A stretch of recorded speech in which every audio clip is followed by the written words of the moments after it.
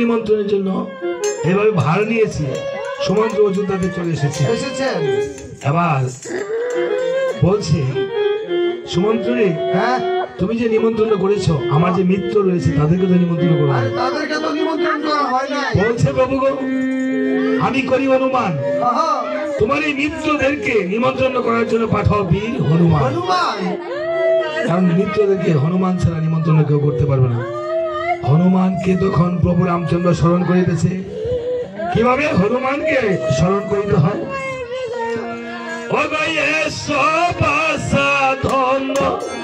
পবন নন্দন দেখা দিয়ে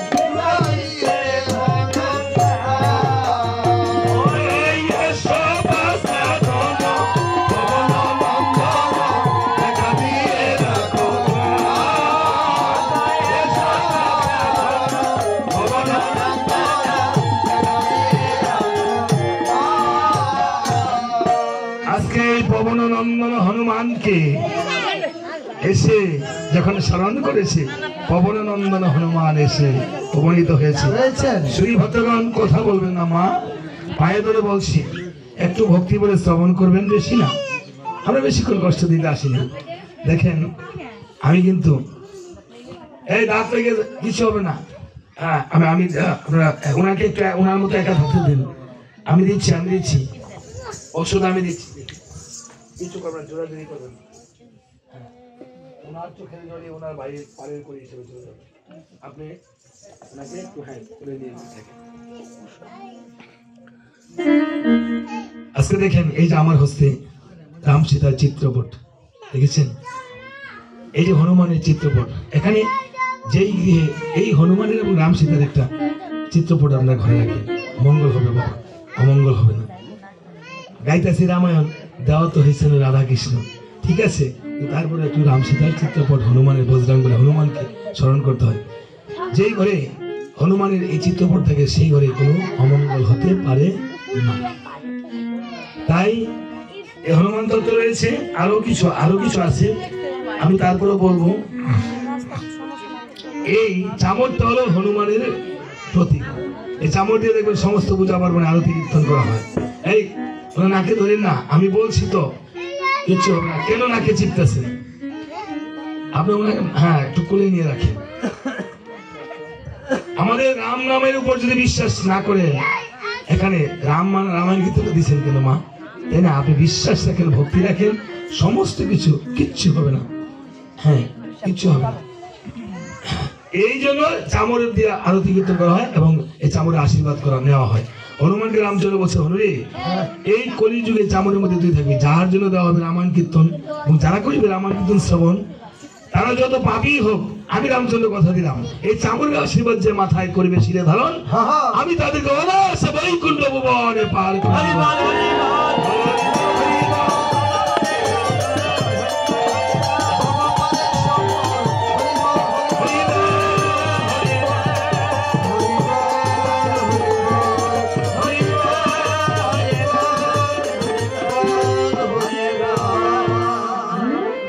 ঠিক আছে, এভাবে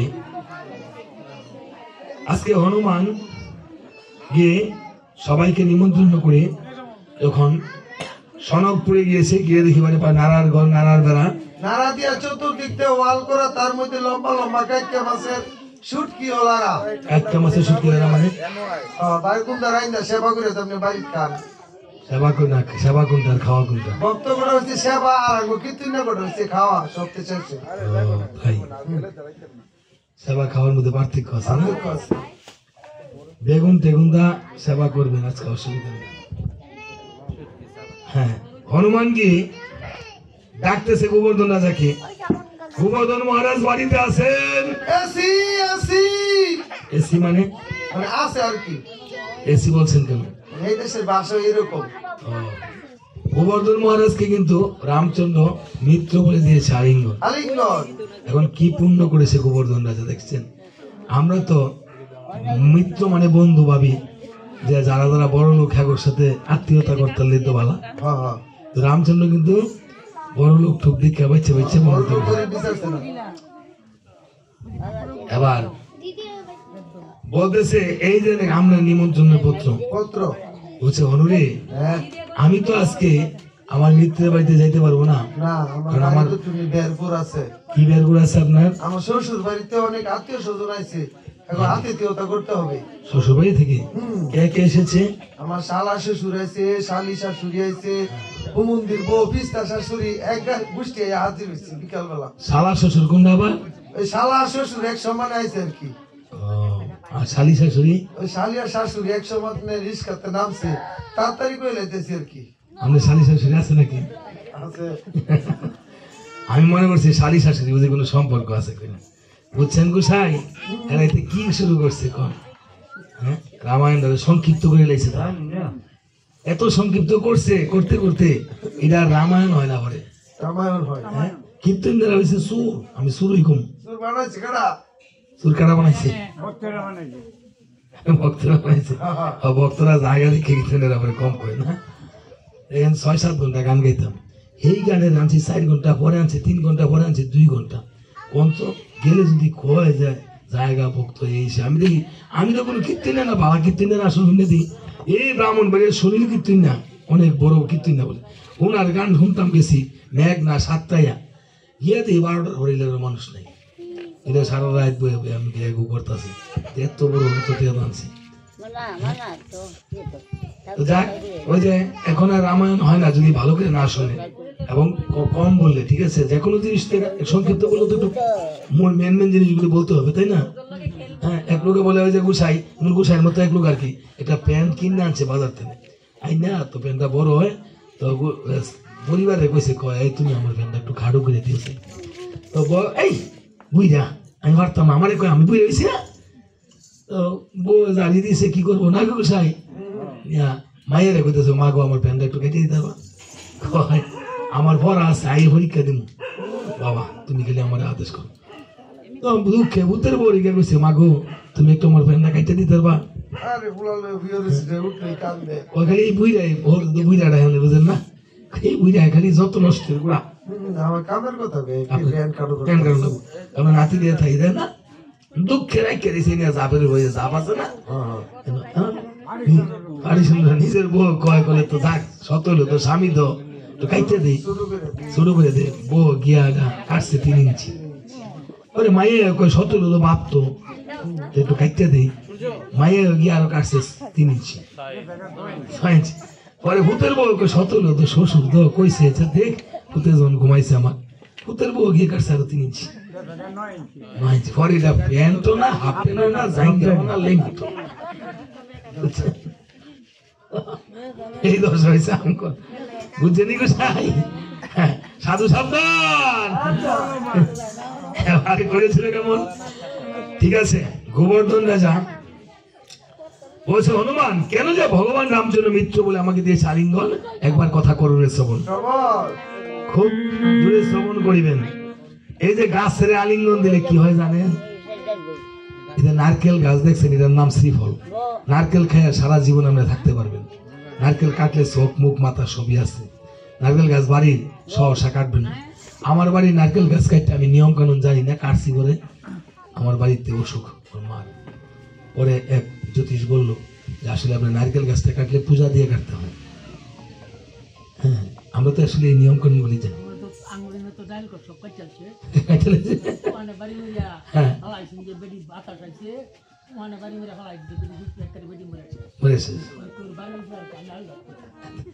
আমি ইন্ডিয়াতে দেখেছি আপনার নারকেল গাছের এই এরকম 7 তলা বাড়ি করছে, পাশে রেখে এরকম করেছে, গাছ কাটে নেই অনেক জিনিস। অর্জুন গাছের বলছে যে হার্টের অসুখ হলে অর্জুন গাছের গিয়া আপনি কইছে আলিঙ্গন দিয়ে রাখতে, যে ডাক্তার দেবী শেঠি ইন্ডিয়াতে, দেবী শেঠির নাম শুনছেন না, অর্জুন গাছের রস খায়, খায়নি ওর ছালের রস খায়, অর্জুন গাছের নিচে কইছে হাওয়া নিত হার্টের অসুখে লেগে, তো দেহের অসুখে লেগে যদি গাছের আলিঙ্গন করলে দেহের অসুখ সেরে যায়।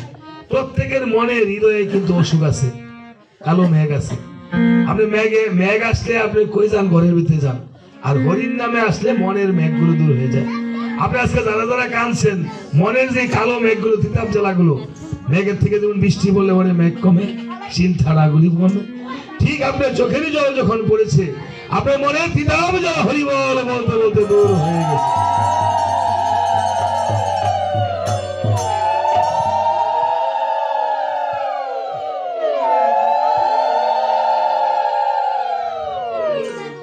আজকে গোবর্ধন রাজা বলছে ওরে হনুমান, আমি পূর্ব জন্মে ছিলাম বশিষ্ঠ মুনির পুত্র, আমার নাম ছিল বামদেব। একদিন রাজা দশরথকে বলেছিল, দশরথ তোমার হাতে ব্রহ্ম হত্যা নারী হত্যা হবে।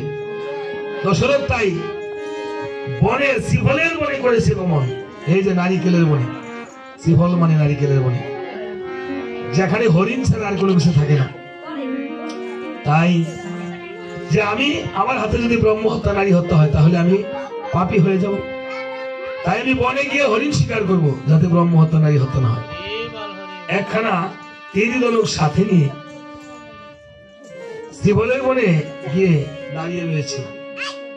এদিকে মা এই মনে বাস করতে গন্ধমণি, আর তাহার পত্নী ছিল অন্দিনী, আর তাদের নয়নের মণি ছিল একজন পুত্র, তাহার নাম ছিল সিন্ধুমণি। কি সিন্ধুমণি পালাটা শুনছেন না? জানেন না? বলতে হয়। সিন্ধুমণি করতে কেমন? আমার মতো কুলাঙ্গার ছিল। মা বাবাকে যতটুকু ভরণ পোষণ করা দরকার কেমন করতো দেখে। এইভাবে করে না, সিন্ধুমণিও কাঁধে ভার বইয়া, এক ভারে তাহার অন্ধ মা, আরেক ভারে তাহার অন্ধ বাবাকে রেখে বনে বনে ঘুরে বেড়াত। দেখেন মাতাজি দেখে কেমন মান্য করিত, আর আমরা কি করি? খোদা যদি তো ফল আর তৃষ্ণা যদি তো জল, সেই ছিল একমাত্র সম্পদ। মা অন্দিনী কেঁদে কেঁদে বলছে, বাবা সিন্ধু, এই হতভাগী মায়ের পেটে জন্ম নিয়ে তোর শুধু কষ্টই হলো। বলছে, না মা, এমন কথা তুমি বলো না। সন্তানের এই উচিত হতো যদি আমাকে ভগবান এই শক্তি দিত, আমার একটা চক্ষু মা তোমার চোখে, আরেকটা চক্ষু মা বাবার চোখে লাগাতে পারত, তাহলে আমার মানব জন্ম সার্থক হতো। বলছে, না রে বাবা, তোর চক্ষু দিতে হবে না, আমাকে একটু জল এনে দে। কলসি হস্তে নিয়ে সিন্ধুমণি যখন জল ভরিতে গেল, জল ভরিতে ভরিতে যখন বুক্ষ বুক্ষ ধ্বনি হলো, রাজা দশরথ ভাবছে এই বুঝি হরিণী জল পান করিতেছে, আর ধনুকে শব্দ প্রতিবার ছেড়ে দিল। সেই বান গিয়ে সিন্ধুমণির গায়ে পতিত হলো, চিৎকার করে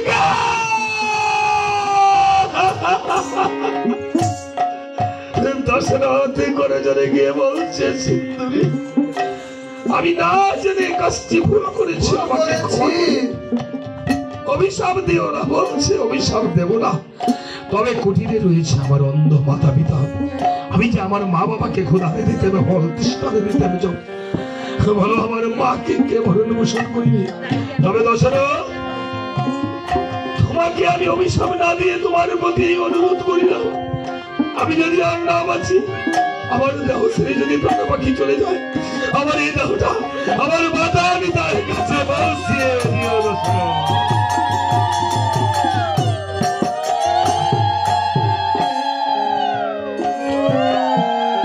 এই বলে সিন্ধুমণি যখন নিঃশ্বাস ছেড়ে দিল, দশরথ সিন্ধুর দেহ খানা নিয়ে এক পাও দুই পাও করে অন্দিনীর কুটিরে গিয়ে অন্দিনীর কোলে যখন অর্পণ করিল মৃতদেহ, মা অন্দিনীর পুত্রের গায়ে ধরে দেখিবারে পায়, পুত্রের সোনার দেহ যেন লোহার মতো শক্ত হয়ে গিয়েছে। কেঁদে কেঁদে বলছে, বাবা রে,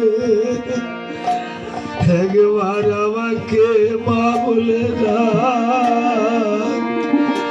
আমাকে কে আর মা বলে থাকবে? ও বাবা সিন্ধু রে, একবার মা বলি বাবা সিন্ধু রে, মা বলে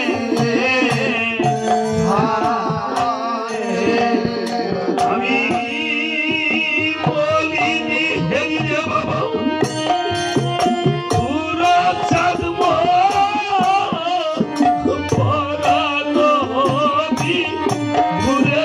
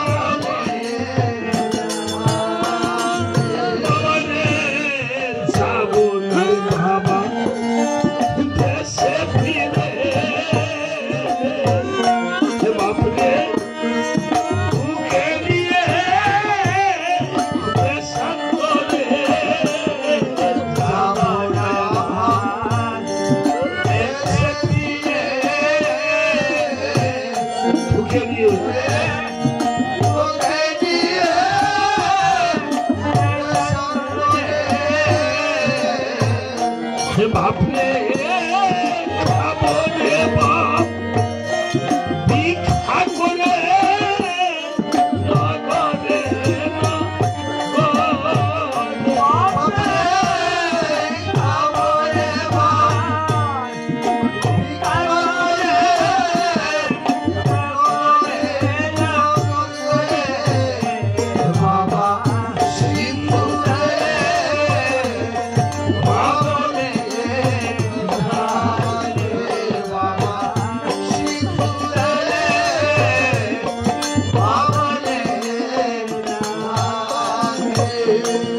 এই জগতে মায়ের সাথে সন্তানের নারীর সম্পর্ক রয়েছে। তাই বলেছে বিদেশে বিপাকে যদি কারো সন্তান মারা যায়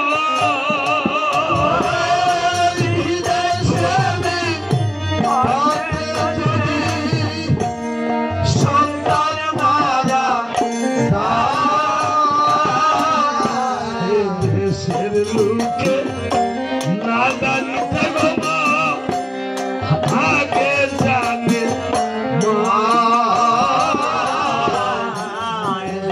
লোকে না জানে আগে জানে মাসে চিনে কোমল কবি পক্ষী চিনে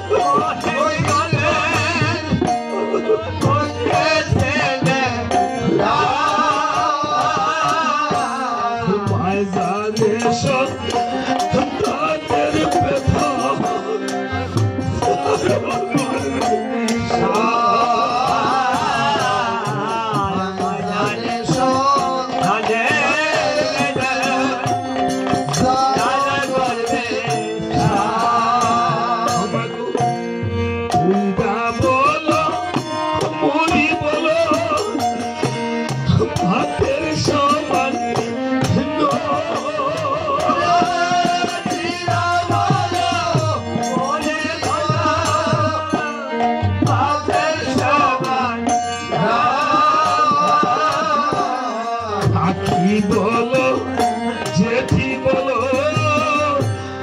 মায়ের সমান কাকে বলো মায়ের সমান বাবারে মাসে চিনে কোন কবি পক্ষী চিনে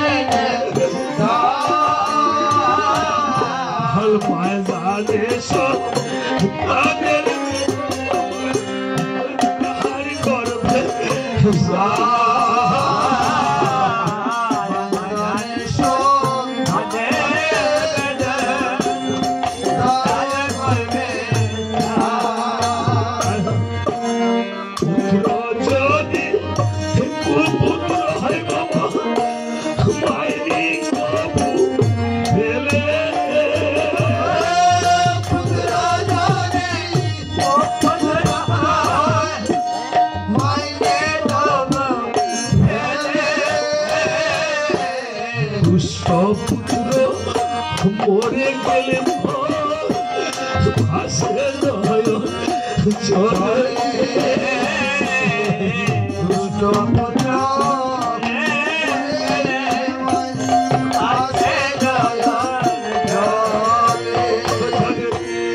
মাও নাই রে বাপ নাই রে নাই রে গুণের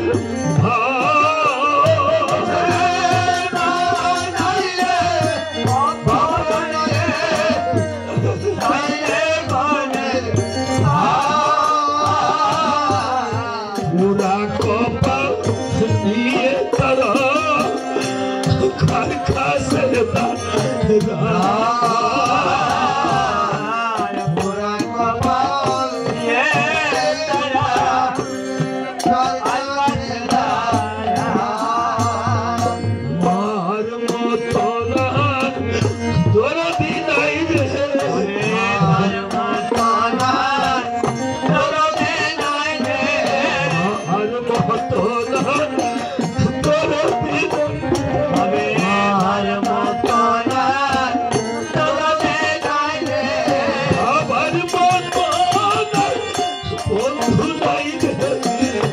আমার মতো না দরদি নাই রে, আমার মতো বন্ধু নাই রে, আমার মতো না দরদি নাই রে, আমার মতো না বন্ধু নাই রে, আমার মতো না দরদি নাই রে, আমার মতো বন্ধু নাই রে, আমার মতো না দরদি নাই রে। মা বাবাকে সেবা না করে আমরা যদি গুরু সেবা করি, কৃষ্ণ সেবা করি, সবই নিষ্ফল। বলছে হে নারদ, তুমি ভক্তগণকে জানিয়ে দাও যারা মাতা পিতাকে ভক্তি করে না, যে নারীরা স্বামীকে ভক্তি না করে, যারা মা বাবাকে ভক্তি না করে আমাকে প্রসাদ দেয়, এই কালীমার চরণে ভক্তি করে, আমি তাদের প্রসাদ গ্রহণ করি না, তাদের প্রসাদ ভূতে আর পেতে খায়। ঠিক আছে? আপনি গুরুদেবের প্রসাদ হলো গোবিন্দের প্রসাদ, কালী মায়ের প্রসাদ হলো প্রসাদ, গুরুদেবের প্রসাদ হলো মহাপ্রসাদ। আর মা বাবার মাখা অন্ন যদি কোনো সন্তান ভক্তি করে সেবা করে, তাহলে সেটা হয় সন্তানের জন্য মহাপ্রসাদ। আপনি ভজন মঙ্গল গ্রন্থ করে দেখেন, থাকতে এবার দেখেন কে কয়দিন আমরা মা বাবার মাখা ভাত খাইছি। মা বাবার সামনে বসে খাওয়ার সময় নেই, ছোট সময় মা বাবা মাইকা মাইকা আমারে খাওয়াইছে,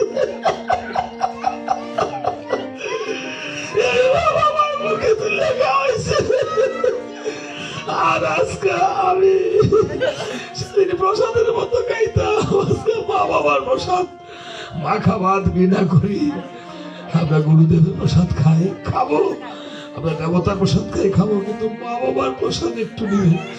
যাদের ঘরে মা বাবা নাই, পরপারে গেছে, আমরা থাকতে যারা মা বাবাকে ভক্তি শ্রদ্ধা করছি না, আমরা যারা নাম থাকতে তাদের মর্যাদা দিছি না, তারা এই আসলে মা বাবার জন্য একটু কান্দে, চোখের জল ফালা, যেন মা বাবাকে ভগবানের কাছে মাপ চান, মা বাবাকে তোমার শ্রীচরণে ঠাই দিও, এই ছাড়া উপায় নাই।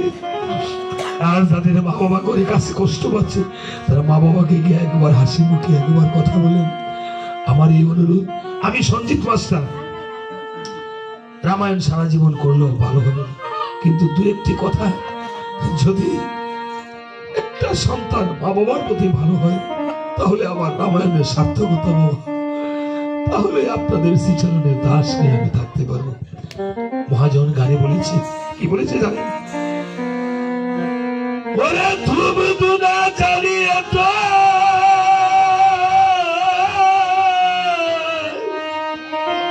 পূজা দিলি জানে, চিনলি না রে আসল ঠাকুর, নিজের বাবা মা রে, চিনলি না রে আসল ঠাকুর, নিজের বাবা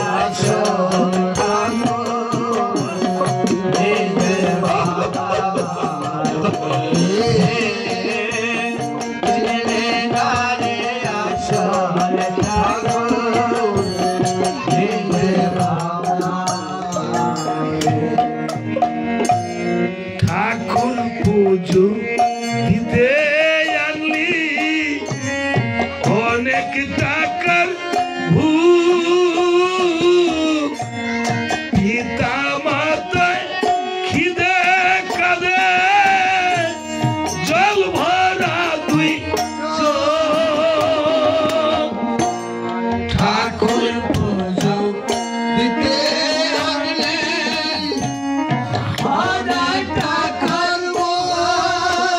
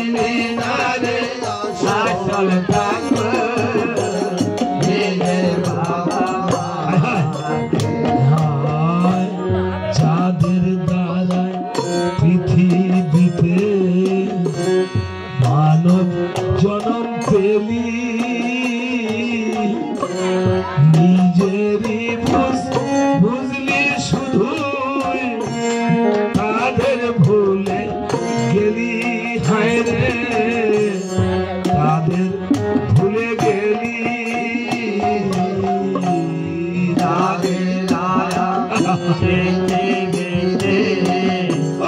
মানব জানা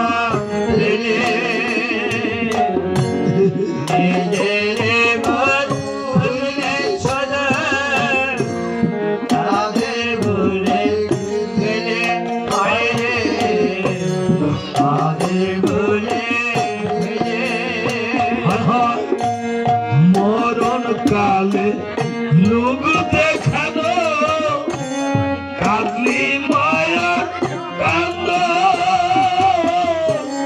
ঠাকুর ঘরে মায়ের ছবি সোনার সিংহাসন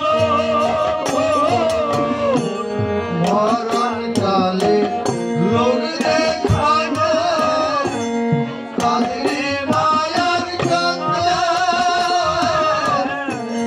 ঠাকুর ঘরে মায়ের ছবি সোনার সিংহাসন ওরে বাসার মা